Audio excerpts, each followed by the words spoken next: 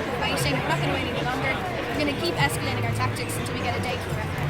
I think that thousands of people came out today because this is an issue that affects so many people, and I think people in Ireland have the empathy and the understanding and the education and the sense to know that we have to legislate for abortion at this point.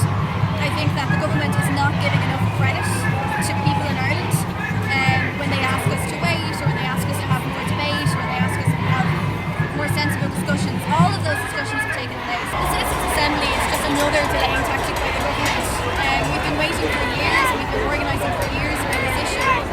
We got the Protection of Life During Pregnancy Act, which is a terrible piece of legislation that actually criminalises women to 14 years in prison for procuring an abortion in Ireland. So we can't wait any longer. There's been so many tragedies. We have Hannah Miss X, Miss Y. The Citizens' Assembly is just another way to placate people and to try and divert the issue. I think in reality there isn't really too much of a dissent in terms of the opposing argument. I think that people who are kind of on the middle ground, or who maybe haven't really thought about abortion before, I would say to those people, would you criminalise someone for having an abortion? It may not be a choice you would make yourself, would you criminalise someone else for having it?